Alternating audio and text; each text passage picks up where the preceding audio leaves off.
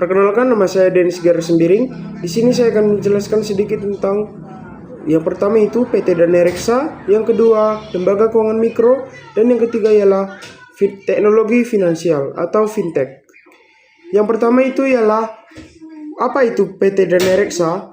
PT Dana Reksa merupakan sebuah badan usaha milik negara yang bergerak di bidang jasa keuangan. Selanjutnya, profil perusahaan didirikan pada tahun 28 Desember 1976, kantor pusat Jakarta, Indonesia. Selanjutnya layanannya, yang pertama ialah PT Dana Reksa atau Preso, yang kedua PT Dana Reksa Capital, yang ketiga PT Dana Reksa Finance, yang keempat PT Dana Reksa Investment Management, 5 PT BRI Dana Reksa Sekuritas, yang keenam Dana Reksa Research Institute, 7 PT Jalin Pembayaran Nusantara. Yang selanjutnya, kelebihan dari PT Dana Reksa ialah yang pertama, memiliki beberapa anak perusahaan yang bergerak di bidang jasa keuangan dan interbank switching. Yang kedua, menyediakan digital multi investment platform terintegrasi yang memudahkan nasabah bertransaksi beragam produk pasar modal. Yang ketiga, menyediakan layanan pembiayaan untuk institusi seperti anjak, piutang, dan sewa guna usaha. Yang selanjutnya ialah di sini saya akan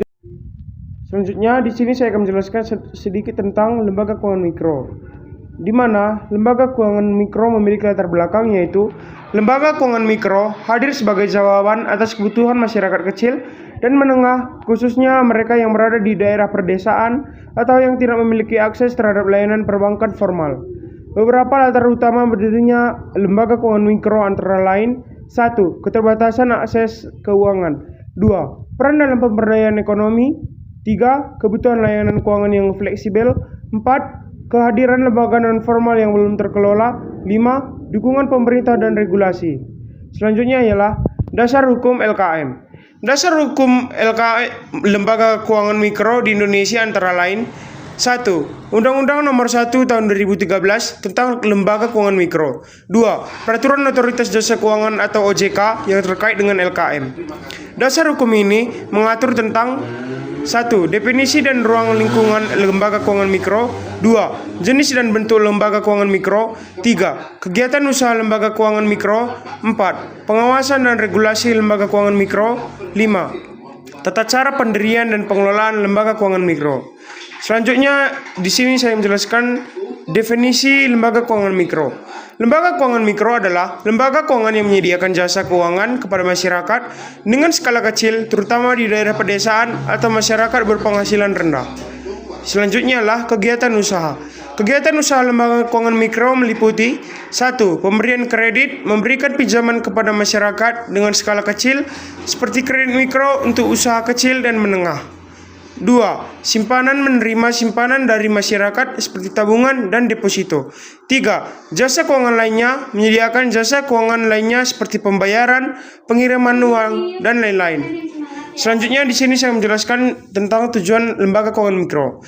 Tujuan lembaga keuangan mikro adalah: 1. Meningkatkan akses keuangan. 2. Mendorong pemberdayaan ekonomi. 3. Mengurangi kemiskinan. 4. Meningkatkan literasi keuangan. 5. Mendorong inklusi keuangan. Selanjutnya di sini saya akan menjelaskan sedikit tentang kewajiban memperoleh izin usaha lembaga keuangan mikro. Setiap lembaga keuangan mikro wajib memiliki izin usaha sebelum mulai menjalankan kegiatan operasionalnya. Hal ini untuk menjamin bahwa kegiatan lembaga keuangan mikro berjalan secara legal dan diawasi oleh otoritas yang berwenang. Biasanya, Otoritas Jasa Keuangan atau OJK, dasar hukumnya di Indonesia, kewajiban ini diatur dalam Undang-Undang Nomor 1 Tahun 2013 tentang Lembaga Keuangan Mikro, peraturan pelaksana yang dikeluarkan oleh Otoritas Jasa Keuangan. Selanjutnya, di sini saya menjelaskan sedikit tentang bentuk badan usaha lembaga keuangan mikro. Lembaga keuangan mikro atau LKM bisa berbentuk badan hukum, koperasi atau perseroan terbatas atau PT. Yang pertama, koperasi. Lembaga keuangan mikro yang berbentuk koperasi harus sesuai dengan peraturan perundang-undangan tentang perkoperasian. Kedua, perseroan terbatas. Lembaga keuangan mikro yang berbentuk perseroan terbatas harus memenuhi syarat kepemilikan saham. di mana minimal 60% saham dimiliki oleh pemerintah daerah atau badan usaha milik desa atau kelurahan. Sisanya dapat dimiliki oleh warga negara Indonesia atau koperasi. Selanjutnya ialah kepemilikan lembaga keuangan mikro. Lembaga keuangan mikro hanya dapat dimiliki oleh 1. Warga negara Indonesia, 2. Badan usaha milik desa atau kelurahan, 3. Pemerintah daerah kabupaten kota, 4. Koperasi, 5. Lembaga keuangan mikro dilarang dimiliki baik langsung maupun tidak langsung oleh warga negara asing atau badan usaha yang sebagian atau seluruhnya dimiliki oleh warga negara asing atau badan usaha asing. Selanjutnya, di sini saya akan menjelaskan luas cakupan wilayah dan permodalan lembaga keuangan mikro. Luas cakupan wilayah usaha dan permodalan lembaga keuangan mikro. 1. Lembaga keuangan mikro memiliki cakupan wilayah usaha yang terbatas. Kegiatan usaha lembaga keuangan mikro hanya dapat dilakukan dalam wilayah satu desa, kelurahan atau kecamatan. 2. Permodalan lembaga keuangan mikro. Permodalan lembaga keuangan mikro tergantung pada bentuk badan hukumnya. Lembaga keuangan mikro berbentuk koperasi. Modal awal minimal 50 juta rupiah.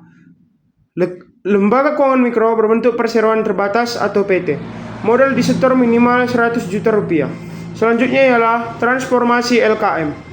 Transformasi lembaga keuangan mikro atau lembaga keuangan mikro adalah proses perubahan lembaga keuangan mikro menjadi bentuk lembaga keuangan yang lebih besar dan lebih luas, seperti Bank Perkreditiran Rakyat atau BPR atau Bank Pembiayaan Rakyat Syariah atau BPRS.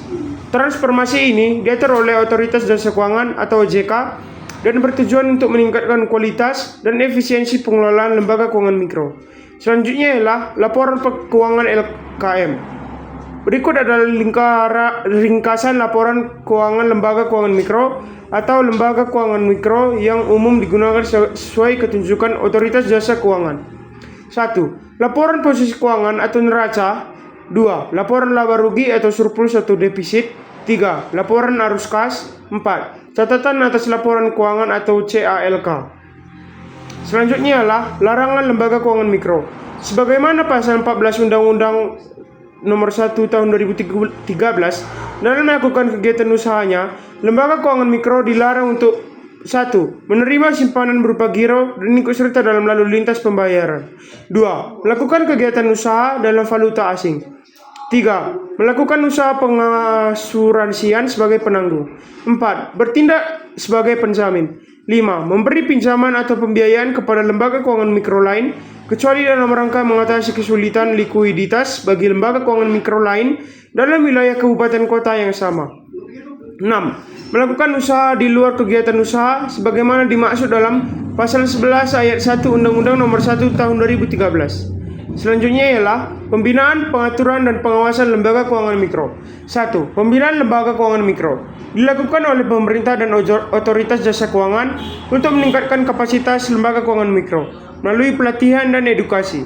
2. Pengaturan lembaga keuangan mikro dilakukan oleh otoritas jasa keuangan berdasarkan Undang-Undang Nomor 1 Tahun 2013, meliputi perizinan batas wilayah usaha, permodalan, tata kelola, dan larangan tertentu. 3. Pengawasan lembaga keuangan mikro. Otoritas jasa keuangan mengawasi lembaga keuangan mikro secara berkala untuk memastikan kepatuhan terhadap aturan dan hal yang lain. Pelanggaran dapat dikenai sanksi hingga pencabutan izin. Selanjutnya di sini saya akan menjelaskan sedikit tentang finansial teknologi. Finansial teknologi atau fintech merupakan perusahaan yang mengaplikasikan teknologi ke dalam layanan keuangan seperti pembayaran, pinjaman, manajemen, investasi, dan lainnya. Macam-macam fintech. Banyak perusahaan finansial teknologi yang bermunculan dengan menawarkan berbagai layanan teknologi finansial. Secara garis besar, fintech dapat dibagi menjadi 5 jenis, yaitu 1. Peer-to-peer atau P2P, lending dan crowdfunding. P2P, lending dan crowdfunding merupakan perusahaan fintech yang menyediakan layanan pembiayaan bagi masyarakat. P2P lending memberikan pembiayaan kepada masyarakat dalam bentuk pinjaman.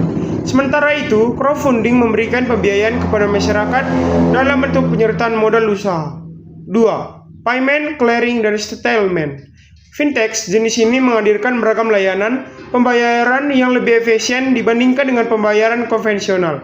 Misalnya layanan dompet digital yang dapat digunakan untuk melakukan berbagai transaksi pembayaran, seperti tagihan listrik, pulsa, pembayaran tiket, dan lain sebagainya. Contohnya seperti GoPay, OVO, Dana, ShopeePay, Lengaja, Sakuku, Speedchase, Isaku, dan MekariPay.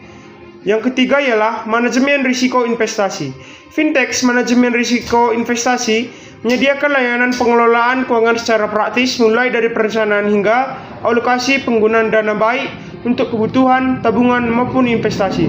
Contoh diversifikasi portofolio, penggunaan stop loss dan dollar cost averaging DCA.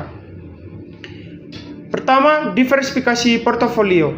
Seorang investor yang ingin berinvestasi di saham tetapi khawatir jika satu saham mengalami penurunan, ia dapat mendiversifikasi dengan pembelian saham dan berbagai industri sebagai teknologi, kesehatan, dan konsumsi.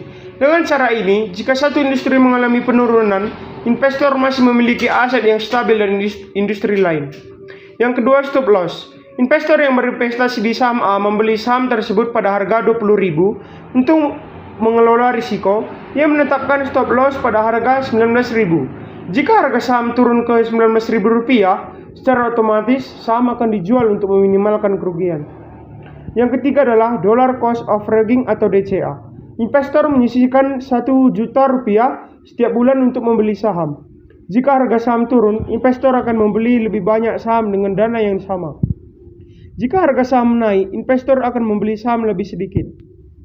Keempat, market aggregator. Market aggregator merupakan perusahaan fintech yang menyediakan berbagai jenis informasi keuangan kepada pelanggannya.